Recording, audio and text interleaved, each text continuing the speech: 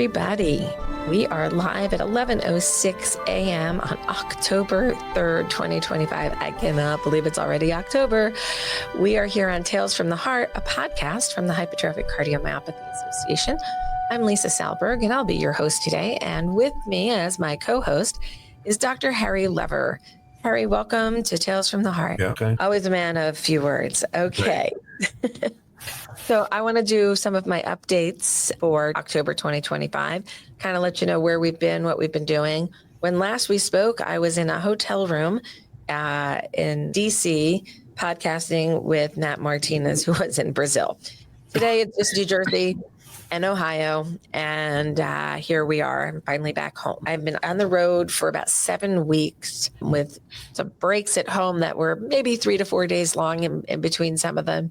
But we've been out there quite a bit doing some amazing work over the past couple of weeks. The last conference weekend, we had a split crew. Actually, we had a triple split. We had a group working here in Jersey, in Newark for the All Hearts Collaborative Project, which I'll update in a minute. Then we had a group out in Minneapolis at the Heart Failure Society of America conference.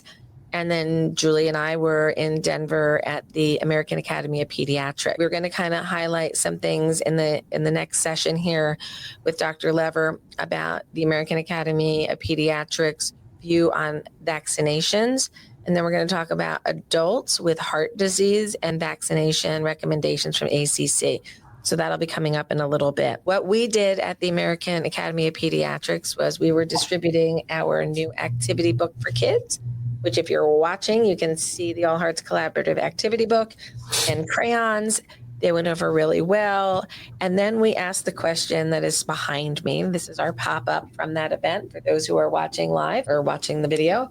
And the question we posed them with was, do you think it is important to know a child's family heart health history? And that's the no side. There's nothing on it. And each heart represented somebody else who stopped by our booth. So they covered the entire yes side with hearts, and they even signed some and colored some. So it was very clear that pediatricians believe that it is a very important conversation to have. And we are looking forward to making it legislatively required in all states that every well-child examination includes a family heart health history screening. So that's my updates from there. At the close of today's session, I will be discussing some of our legislative initiatives, but I'm going to hold that to the end and where we are with some of them. So stay tuned for that. Harry, there's some new stuff out in the literature now. In this first segment, we're trying to kind of cover what's new and hot.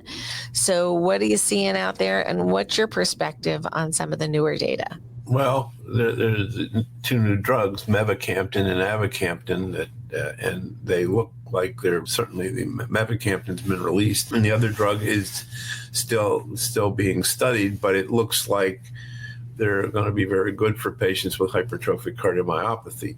The question is there a big difference in exercise function with, and they've talked about some of the blood studies that are done, and it looks like they're positive, but we're not 100% sure about whether the exercise testing is positive yet, but it certainly looks very favorable. And I think that these are going to be drugs that we're going to be using then. So we're talking a little bit about the MAPLE study results, right, which was that head-to-head beta blocker. I'm so used to saying versus calcium channel blocker, and it's wrong, versus myosin inhibitors, and who did better on an exercise study. And the patients who were on a myosin inhibitor did much better. Right. And the beta blockers did actually worse than baseline. So that was intriguing, which then made everybody think, oh, let's just throw away the beta blockers, but not yet. We're not ready to throw away beta blockers. They still have a role in HCM. And it may just be that cautionary tale to the patient and to the clinician that if the obstruction isn't resolved, you don't just keep adding beta blocker. That doesn't solve the problem. We're not getting to the mechanism. So beta blockers still have a massive role in HCM. We will talk about the importance of knowing what kind of beta blocker you're getting in our next segment. But did you ever think there'd be this much interest in creating new therapies for HCM, Harry? No, I thought, no. Well, I mean, problem was there weren't a lot of studies that were done early on. And well, I think, and that's been, if you go look at some of the older drugs, there were not a lot of studies. There were not, and we didn't get there. No. And now we're here. Yeah. Now we're here. So I am going to pivot to part 2 of our. So we did our late breaking. Oh, other late breaking. October 18th is the HCMA annual meeting. If you're not signed up, you can do so now. We have a lot of scholarships available. So if the price tag's a little hefty, don't worry about it. Give us a call, apply for a scholarship. You'll probably get one. We've got about 40 seats open with a scholarship right now. So if you have not signed up, please do so now. Call the office if you need some assistance, 973-983-7429. So join us for that. Join us for our gala. It's going to be a lovely evening. If you want to come on out and support the cause, we have some interesting auction items that might even include an experience that you might not get an opportunity to participate in otherwise. Okay. So, Harry, there has been a great deal of information floating around the ether about the role of vaccinations specifically for flu, COVID, and RSV we'll cover as well. And I know you have always been a supporter of vaccines in the population in general. And I thought today we would cover this really important piece that the American College of Cardiology issued for adults with heart disease. And I'm going to do a screen share here. You want to talk to us a little bit about what you think is important for people to know about considering vaccines this fall? I think that people with heart disease really need to make sure they don't get any of these diseases, particularly COVID. COVID is a big one because if you happen to have coronary artery disease, the COVID can really have adverse effects on the coronary arteries. So you really want to be very careful not to get the disease. And that's why you need to keep up with your COVID shots. Works out in reality that it comes out to once every 6 months, believe it or not. And I've kept up with it as well as my wife has. And the other thing is, it's extremely important, believe it or not, you still need to wear a mask. If you fly on an airplane, if you're around a lot of people, you really should be wearing a good mask and try not to get this disease. So between the vaccinations and the masks, there's a good chance you might not get the problem, and it's really important. And I would agree. I think when you look at this document, this is just a web page. You guys can go here. The link is above. Julie, could you drop the link to the ACC data? It's the second one that I put up there earlier. So this is telling us that adult vaccination rates are low. Most adults are not aware that they even need vaccines. Recommendations for the healthcare providers are the strongest predictors whether somebody's going to get a vaccine, and there are many missed opportunities out there. So ACC is working to help people understand the role. And if you want to do your own research and you want to look at the data, then you can go and click onto this piece here, Consensus Clinical Guidance and ACC Expert Consensus for Adult Immunizations as part of cardiovascular care. I would encourage you to read it. If you have any underlying cardiac conditions, it is wise to get both your flu and your COVID vaccine. Actually, I was surprised. This appeared a few days ago in my mail at home. I couldn't believe what I saw. I even called them and said I really thought they had done a very good job at putting this out. But well, our props to their current president, Chris Kramer, good friend. So, Chris, organization's doing a great job. Thank you. So I think they did do a good job on this, and I think it is very fact-based, and I think it's very scientific, and I encourage everybody to take a look at this if you are an adult with HCM or any other form of heart disease, and pass it along to your friends and to your communities online if you're talking to other patients as well. This is the guidance from ACC. Now, let's pivot for a minute, and I'm going to take this screen down and bring up another one, and that is probably one of the more complicated issues we've dealt with in a long time due to, oops, why is it doing that? Sorry, didn't want that one. I have to add a different one, sorry. There we go. We looked at, sorry, there we go, share screen, technical issues. At the American Academy of Pediatrics, there was a great deal of talk on two topics. I'm sure you can imagine what they were. So it was vaccination and acetaminophen. So that's the second topic. We'll touch that one ever so briefly. But the AAP has issued their recommendation for child and adolescent immunization. They do not specifically speak of children with heart disease. So I would take some inference from the adult experience and then look at the child experience and make your decisions as a family. But flu, COVID, RSV, and kids with cardiac conditions or living in homes with others with cardiac condition or coming in contact with others with cardiac conditions. This is the APP guidance. Julie, are you dropping those links in there? Because I'm not seeing any. I don't know what's going on. So it's weird. I'm not showing them. So please take the recommendations of the American Academy of Pediatrics and the American College of Cardiology and all of their partnered organizations, which you can find on their website, who also support these two guidance documents. So there's your data, there's your links, there's the science. Please do your research and make good decisions for your family. Harry, do you want to talk for 2 seconds on acetaminophen? I think it's a very good drug. It needs to be used particularly if people have fever. If you let the fever go too high, 103, 104, you could have a seizure, and you want to make sure that doesn't happen. So, Tylenol has been used for years, and there's no concern about it, at least in my mind. And I will bring everybody back to that document that a lot of people have been talking about, and that's the Harvard study. Just because you say Harvard study doesn't mean that's the conclusion of the Harvard study. And I would encourage everybody to look very closely at the conclusion to that Harvard study, which basically states we don't know really why these people were sick, why they took the Tylenol, and what the underlying cause was. And there may be more to why they took the Tylenol than the Tylenol. So until we have causation, please don't freak out. Look at the conclusion of that study. It's not what the headlines read. And I'll leave it at that. Okay. It's also important that you use name brand, like with a lot of things.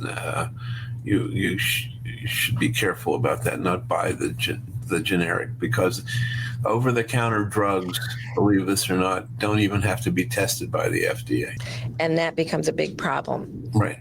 Because we don't really know what's going on with the quality of a lot of our over-the-counter drugs, right, our supplements, and even our prescription drugs, which is a battle that you and I have been on together for almost 20 years, probably, about 20 years. And actually, the other drug that you have to be very concerned about is ibuprofen. There's been a lot of recurrences of pericarditis now, and studies have not really been done to look at what's going on. But a lot of the ibuprofen is coming from China, and you've got to be very careful what brands you're using. I had a very interesting case a number of years ago of a woman who had an aortic valve replacement, got post-pericardiotomy syndrome, which is inflammation of the heart after heart surgery.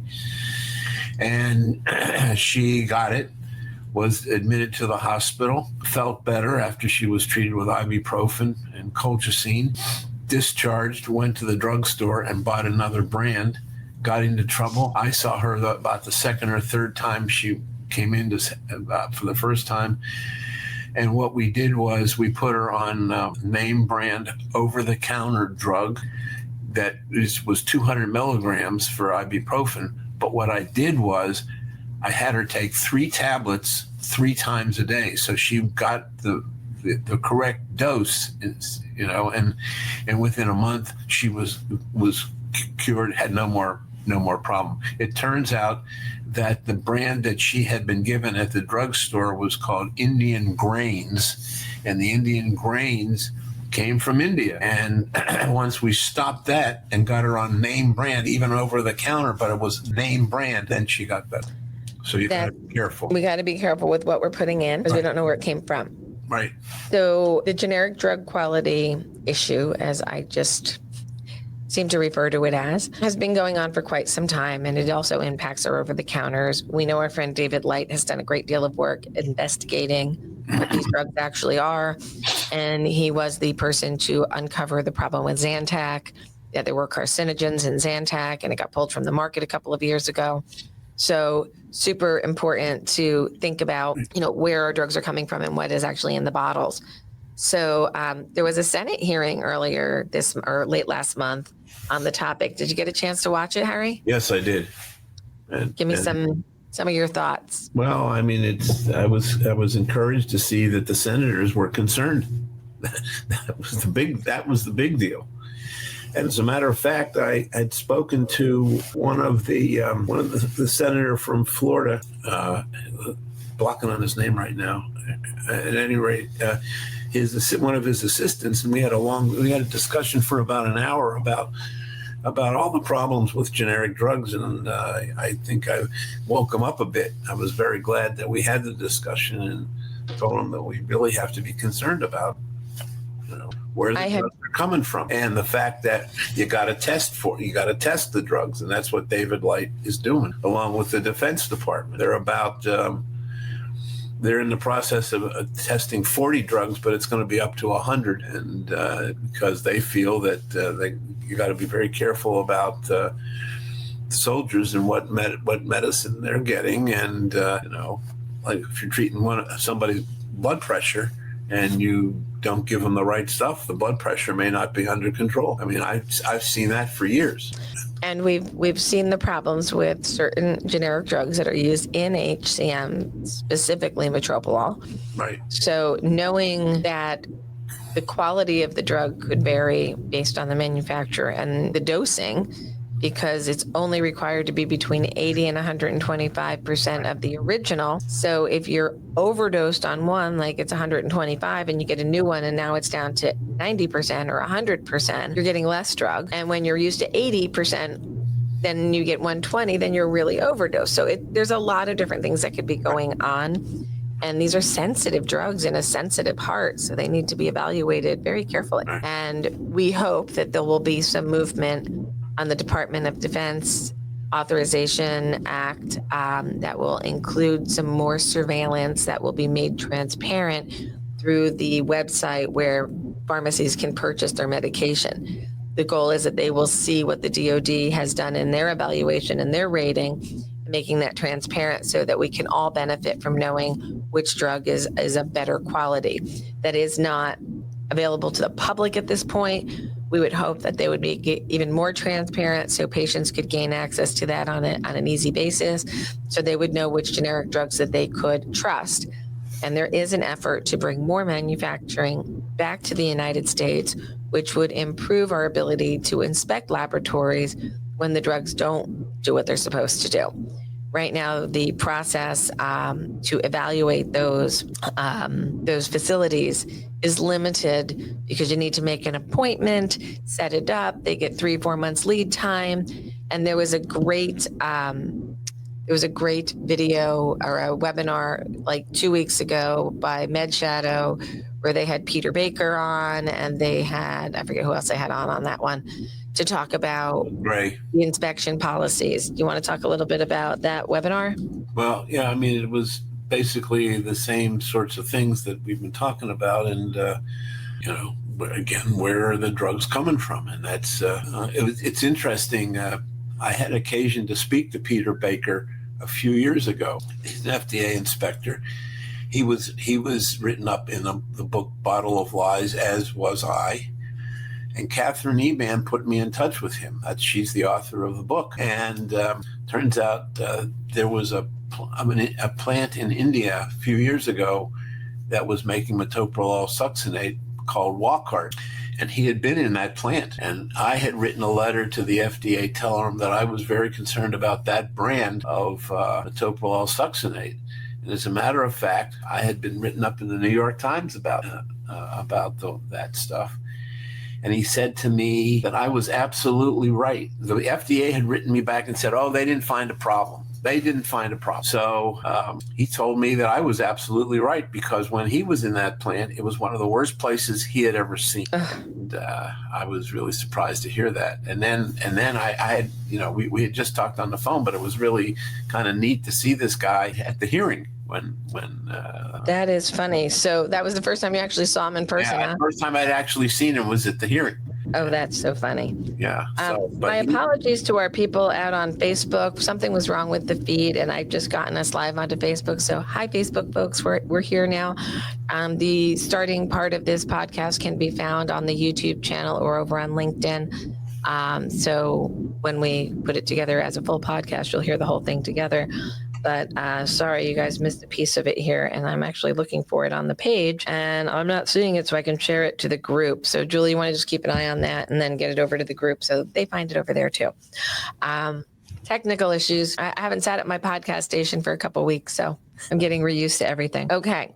So, Harry, what would your hopes be for new policy or improvement in the evaluation of generic drugs as they come into this country? What does perfect look like to you? Well, I think that I've worked with David Light and a few other people, and we're coming up with a testing criteria where we're going to grade the drugs from green to yellow to red.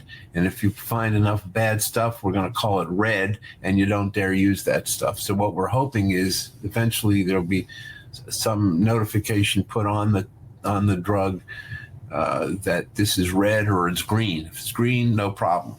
And it's interesting that some of the stuff they have tested has been okay. It's not like everything is bad. It's just a matter of testing it. The other thing is so that we know what's good and what's bad. The other problem is with the change in climate, you got to be very careful how the drugs come to you. If they're in a truck for a long time and the truck's hot, it could ruin the drugs.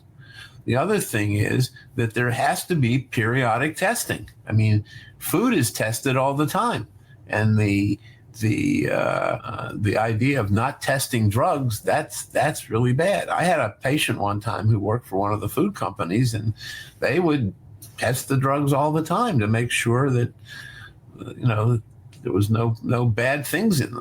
As a matter of fact, I found out that one of the food companies that makes ketchup, and it was one of the more common ones, is Heinz. They have a device that tested the ketchup for metal fragments. So all their batches of that food, ketchup, was tested for metal fragments before they'd sell it. So, but things like that, of course, metal fragments probably aren't in drugs, but whatever. But the idea of not testing batches of drugs is a real problem, and it really needs to be done. It would be our hope that everybody would be able to be confident in their medications. Right. Not only our patients who need them to live and have improved quality of life, but also our clinical trialists. And I keep going back to a meeting that I was in about just 4 years ago, December. It's literally called the Clinical Trialists meeting. It's cardiovascular clinical trialists, actually. It's always the first week of December in DC. And there was a group of people sitting in a room really pondering why the clinical trial results were not proving out in real practice. And they had all these ideas about non-compliance on the patient's part. They're saying they're taking their meds, but are they really taking their meds? And I believe that if somebody's going to pick up a prescription every month, they're taking the meds. They're not just going there for the fun of it. They're not, maybe we forget once in a while. I've even forgotten my transplant meds like on 3 different occasions over 8 years. But generally, we're compliant patients. We want to do the thing. We want to have the benefit of the therapeutic. We want to make sure we're taken care of. So I listened to them blame the patient a little bit, which happens a lot. And then I said, are you guys giving them name brand or generic? And they went, oh, all the insurance companies only pay for generic, so we're giving them generic. Yep. And I schooled a team, and these are smart people. They're really great people. I said, do you know that the Generic Drug Quality Act, has these limits, 80 to 125? And do you know that the dissolution rate is really tricky and it's not working in some? And I'm explaining why it's not working. And I'm like, so if you're using these as background therapies for other clinical trials, we have a problem that your background therapy may not be what you think it is. And if you're actually thinking that the patient is going to respond exactly like the clinical trial, you're not comparing apples to apples. You've got maybe 2 different kinds of apples and maybe 2 different kinds of oranges, but they're oranges. So are you comparing real comparators, or are they different? And I had like jaws on the ground all around me, like, we did not know. We did not know. I got a round of applause from the entire room when I broke it down and I explained what the problems were, because nobody in that space had ever actually thought about it that way, because we don't talk about it. And even the FDA's own website is a little misleading, and it's always been misleading. This is not an administration issue. This is just, it's always said generic drugs are equal, and they're not. They're not even by regulation required to be equal.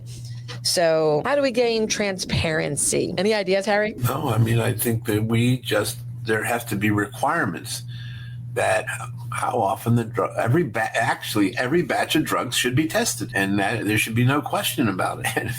And I believe the cost should go on to the manufacturer. They'll pass it on to the patient. Right. That's fine. But why would you buy something that is not the right quality? Right. And you're going to ingest it, and you're going to have all the downstream consequences of not having what you think you have. Okay. So we've had a Senate hearing. We have some proposed legislative language to be added into the Defense Authorization Act. We're in a budget shutdown right now, so nothing is moving. We sincerely hope that we get to resolution. And I will put a pause here. You will notice that my nails are yet again another color of purple, which is indicative of where I find myself in today's world. We must talk to everybody about the hard problems. And as of right now, we are losing subsidies on the ACA plans, and that is going to mean massive rate hikes to families throughout the country who are getting care through these plans. And that is going to make them unaffordable in every jurisdiction in this country, whether they're red, blue, purple, green, I don't care. They're humans and they need access to health care. So we need to come up with a solution for that. And we need to come up with a solution to Medicaid funding. The children who are treated in the South specifically, I will talk about one Florida Children's Hospital. 70% of the kids there get their coverage through Medicaid. And a lot of the families that we work with are also on Medicaid because they have existing heart conditions, and it makes it impossible for them to hold a job. So I'm sorry, we have heart problems, but we need a safety net. I have been traveling the world quite a bit this year. I've been in a number of different countries with a number of different health systems. And where we differ from every other system is there's a public system and a private system in pretty much every other developed country. And we need a stronger public system, and we need to keep advancing our private systems. And that means public pay and private pay. So private pay is your regular health insurance companies, but they are a for-profit entity. They're out there to make money, and they own their own PBMs. And we need to put some guardrails on this process to make sure that we aren't wasting money. And I don't see the role for PBMs. They're not really saving us any money. These list prices on drugs are ridiculously high, but that's not the price you pay because there's all these games. And we need transparency in that pricing. We need transparency in the relationships between PBMs, the payers, which most of the payer systems own their own PBMs now. They're buying their own hospital systems, and they're becoming this linear healthcare system. It's not serving the patient very well in all cases. So, Harry, healthcare is changing, and we really need to have some tough conversations. And the people who are in need of these services need to go talk to their elected officials and just explain life. What does it mean to be reliant upon a device that costs money to get in and out of your body and to monitor? What does it cost to have to be on pills for the rest of your life to manage something as important as your heart? You need to get those stories to the elected officials to explain how you can be a productive member of society with the aid of medication and access to it and therapies. So we are living in really challenging times, and we're going to have to think creatively on how to solve problems. And I don't know where they're going to go.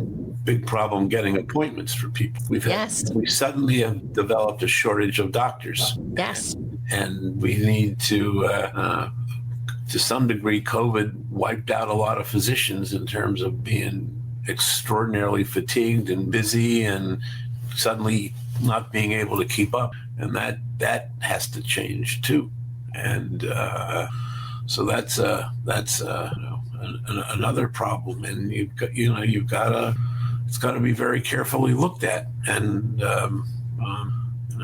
And some of the other problems has been research money has been taken out of different sorts of groups. Without research, we're not going to get to where we need to go. And That's I'm right. not sure how much the general population understands about how early science is conducted and then when it spins off to private interests. And what tends to happen, from my perspective, as being in patient advocacy for 30 years and working with these different systems, our federal systems through the National Institute of Health, CDC, and some other agencies, there's a number of them that do research, including the Department of Defense does medical research, and a lot of people don't understand that. There are multiple ways through the federal government to fund research, and those research findings become public, and that public information can then be used as a basis to develop a new therapy. And then it spins off into a company. And then that company has to go out and raise more money to bring this thing to fruition and go through the clinical trials process, which is not an inexpensive process. So the company then does the discovery. And it's reasonable that that company benefit from their contribution and that they make a profit off of that. That's okay. They built the thing we needed. We can pay for it. But if we're cutting out the NIH funding, the base science isn't going to get done because there's no money to be made in it. And it's a social program. It is to improve the health and wellness of the community, the whole. Do I think that there needs to be some cost share and then profit share potential? Yeah, maybe. Maybe there's a way to do that differently. Let's talk about it. Let's not just shut it down. Let's talk about it. What can we do to fund this that makes it fair? And what do we charge people for access to these medications? That's fair. How do we work on focusing on the overall wellness of the person over time so that we stay functional members of society, so that we can pay our taxes, so that we can contribute to the greater good? We want to do that. Most people want to be healthy. And if you have a disease that gets in the way of that, we need a therapy that can make us better. And we're really good at the science these days. And we have better therapies than ever. We just need to make sure that we're maintaining access to those, which is why I'm encouraging everybody to talk to their elected officials about what their real life experience is. Harry, what do you say? What's going on from your perspective? Well, I've tried to get in touch. I must be honest with you. I've tried to get in touch with certain politicians. I was successful with the one that from that hearing. But a lot of our local ones, it's very difficult to get in touch to try to get messages to these people. You know, we write letters, we try to call them on the phone, and it's not as easy as you always think to let people know what's going on. But I think, we have to keep pushing hard. And I think that, we have to let them know that people are suffering. And if, that's big problem. And it got to be, we can't be afraid to talk to people. No, we can't be afraid to talk. Conversations can be hard. We have to understand that we're not going to see eye to eye on everything, but instead of just shutting down the conversation and either yesing somebody to death when that you really don't believe them, or just saying, you're an idiot, I don't believe you. That's not the way we communicate. That's not the way you make progress. No. We need to sit and have hard conversations. We need to have meaningful conversations about what we can all do to make this better. Right. So for some of our listeners, don't know this. Some don't know it. Some might know it. Some may know me from this part of my life. I wasn't always in the nonprofit space.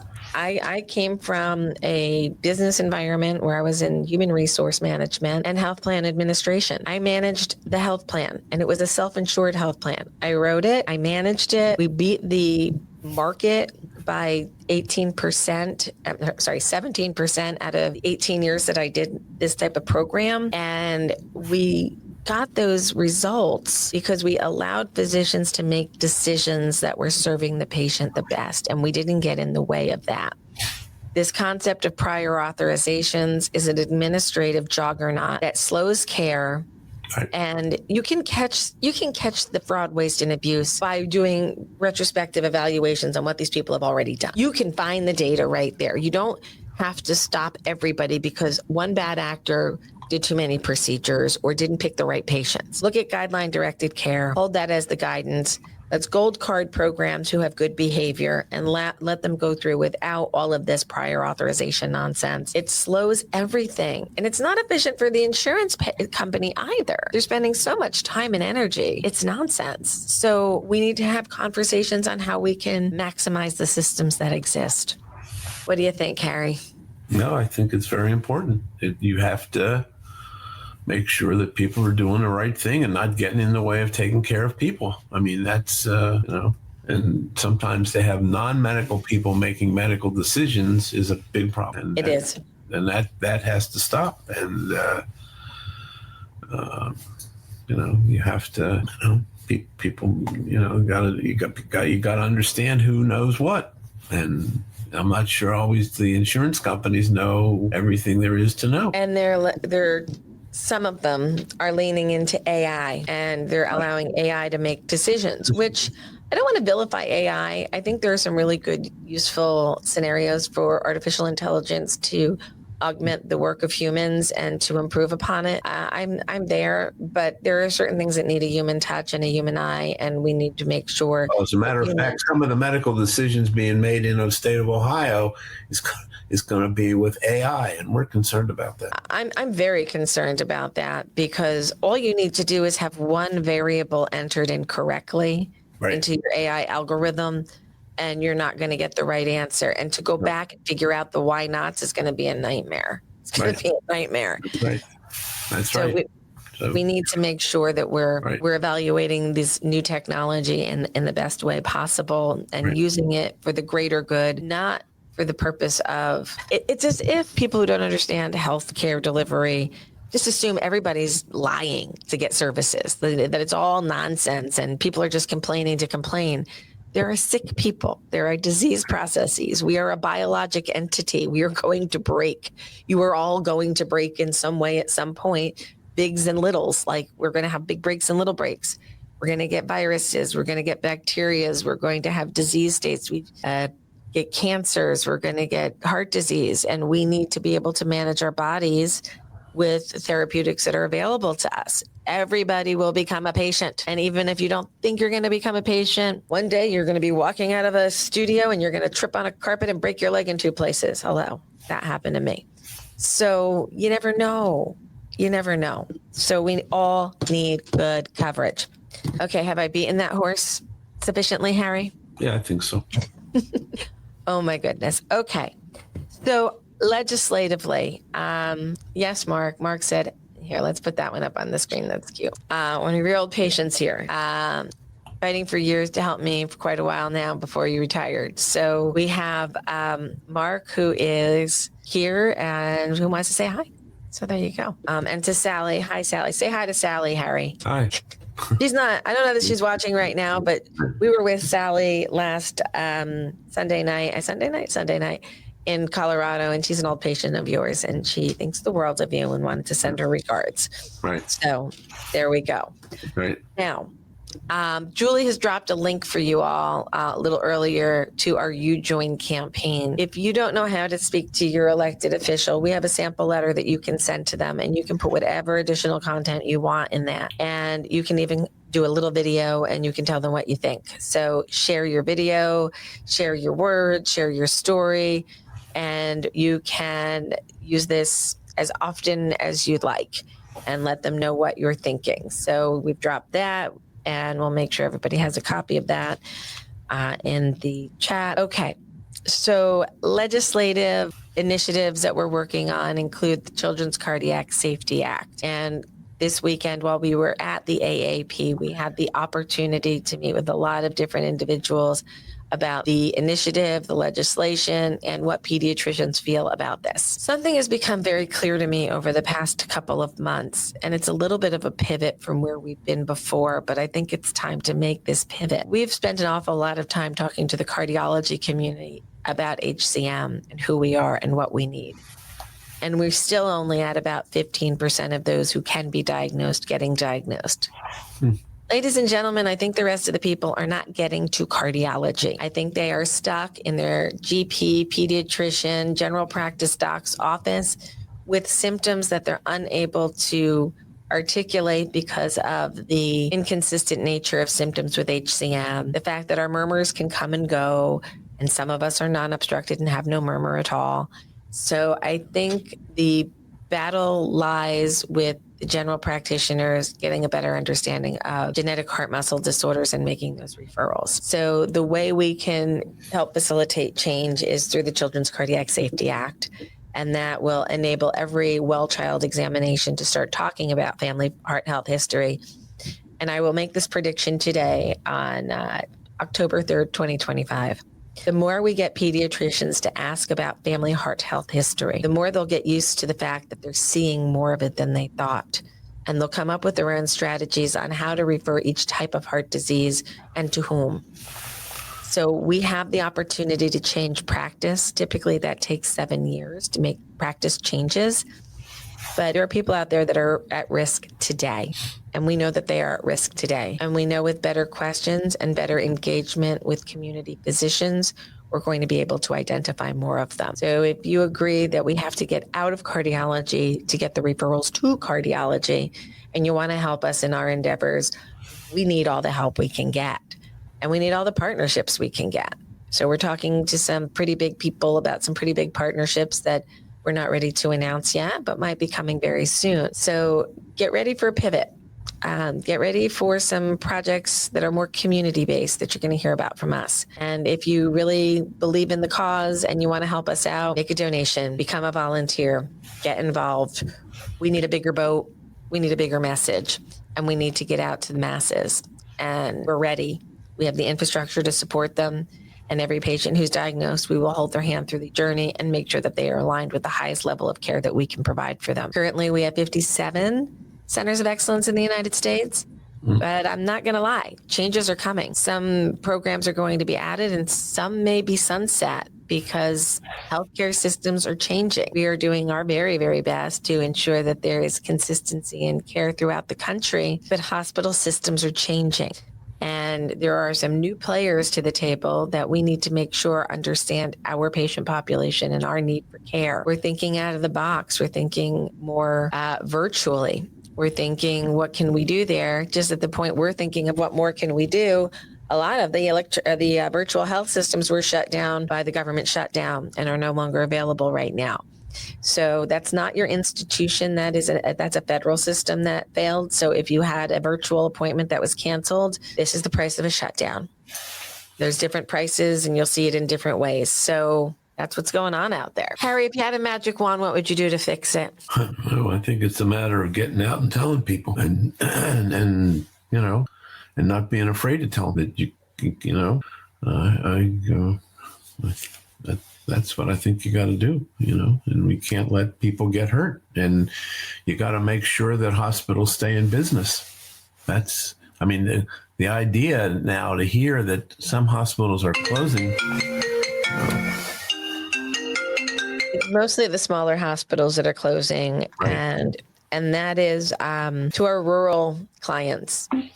They may find themselves 2 to 3 hours away from the closest hospital. Right. And if you're having a cardiac emergency, your chances of survival have diminished greatly by the loss of that institution.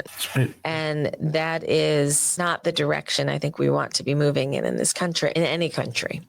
We want to be improving care and ensuring access. And I know that there are people out there that are scared right now. And I have a couple of pieces of advice for those who are worried about their access to care. I don't have answers that are going to make it all better. I wish that I did. But I'm going to encourage you to make sure that you have called your physician and requested an appointment before the end of the year. They're probably not going to be able to get you in, but it'll be documented that you tried to get in. I would encourage you to fill all of your prescriptions as close to December 31st as possible, but please do not wait until December 31st because I think we're going to deal with shortages and outages. So through the month of December, make sure that you've got a 90-day supply of drugs that could get us through a window of time that is going to be precarious for some. If you are on programs that have patient assistance programs, contact them and ask them this very important question. If I lose my health insurance, Is there a program available for me? Many programs are available to subsidize other programs. You may not be able to get access to certain medications if you do not have insurance, and going on to Medicaid may no longer be an option. So I know many companies are working on safety nets for these patients, but some of them haven't been created yet, and some of them may not be able to be done. It's a scary time for people on coverage that is expensive. Do your very best to maintain your coverage. And if you cannot, we will continue to look for pathways to get to what you need.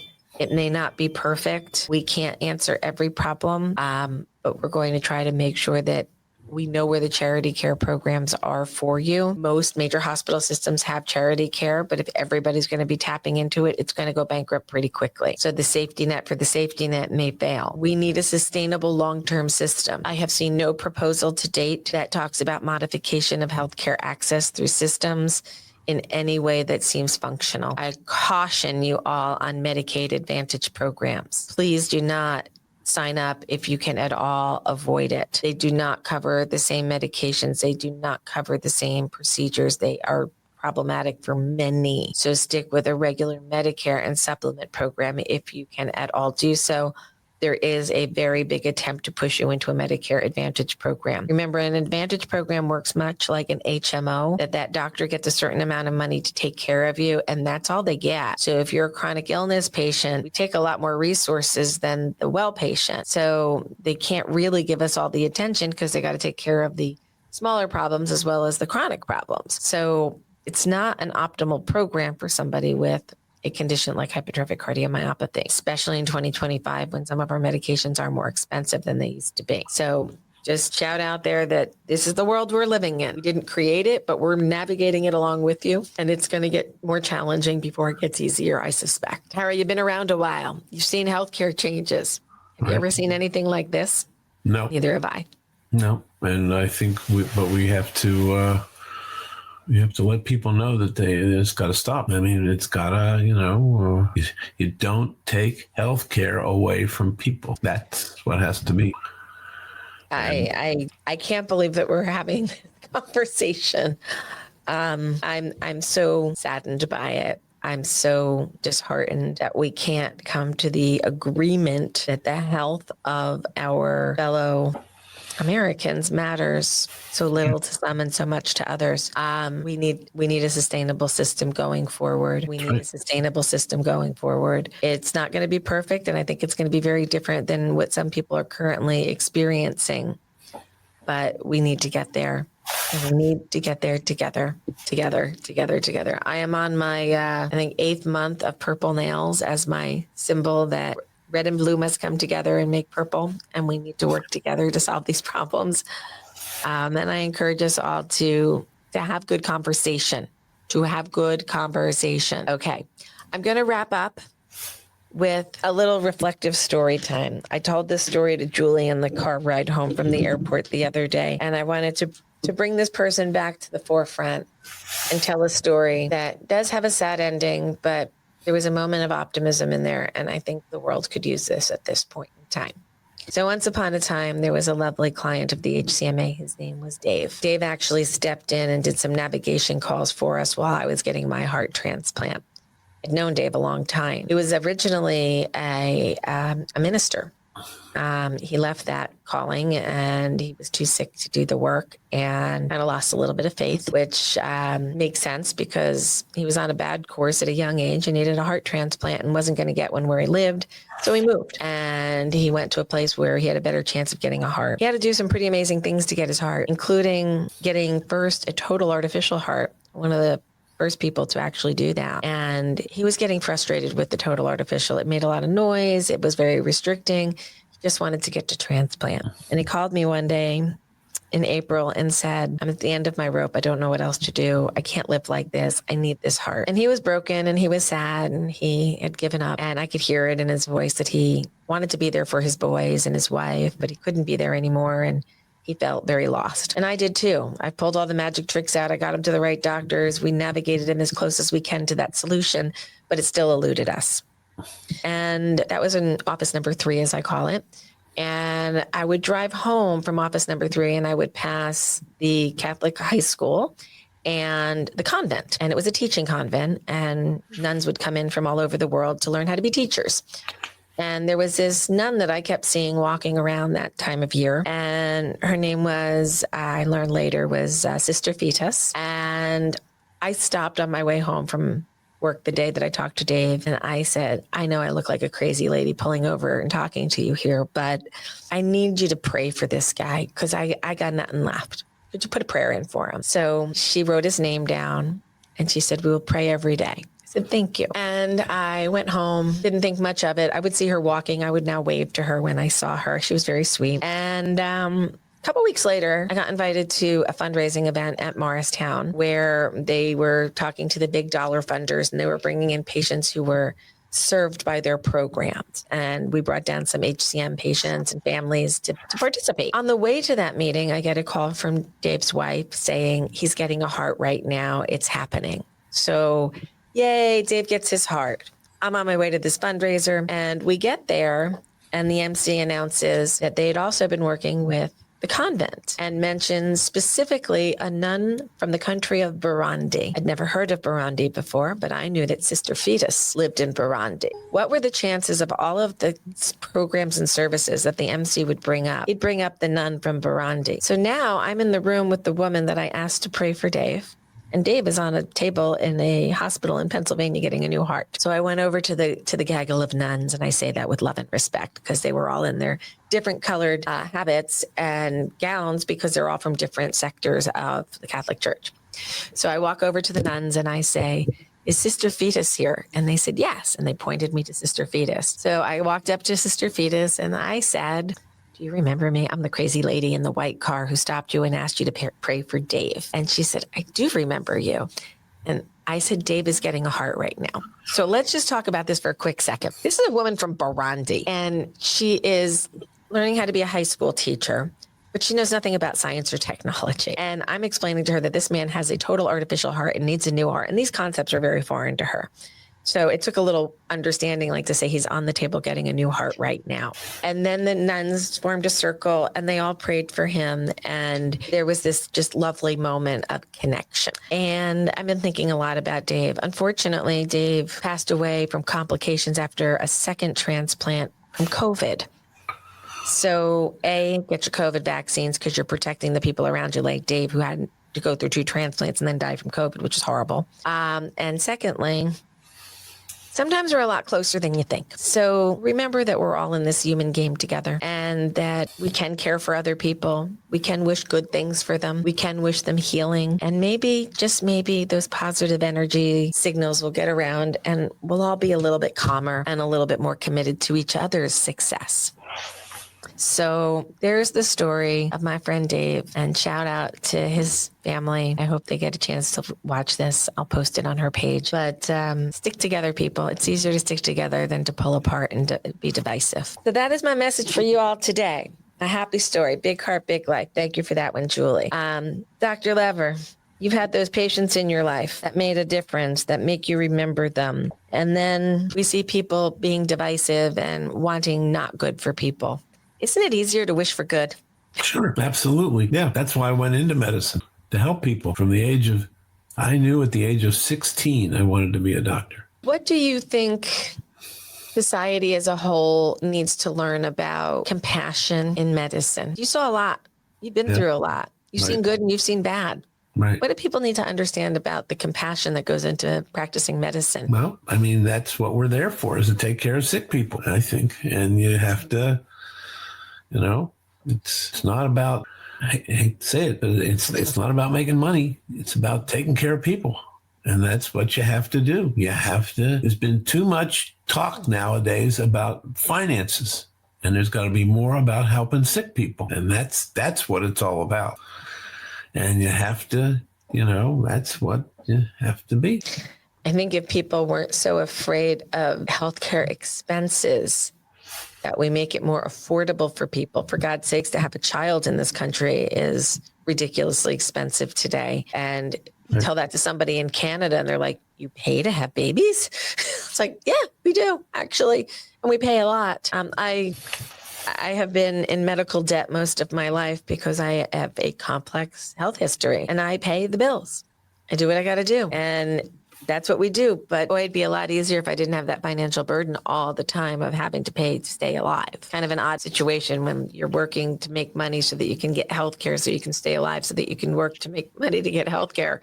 And it's just this constant circle that we're stuck in. And I think there's ways out of this if we all work together and think a little bit more smart. Well, think a little bit more, it's not smart. It's structurally and logically and scientifically, and allow people to have access to the highest level of care that's possible for the disease state that they're facing. Don't put barriers, put bridges. Right. Well, Dr. Lever, it is always lovely to speak with you and have you here on Tales from the Heart. And now I'm off to have another meeting and try to build a better future.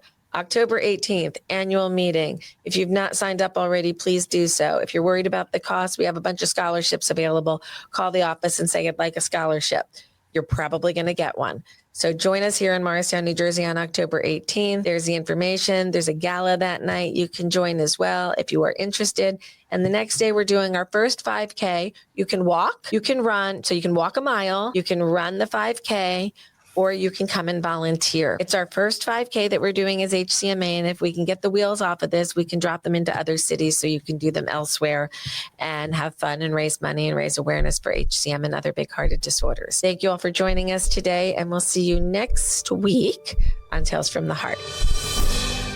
The Hypertrophic Cardiomyopathy Association would like to thank our sponsors, Cytokinetics, Bristol Myers Squibb, and Edgewise Therapeutics.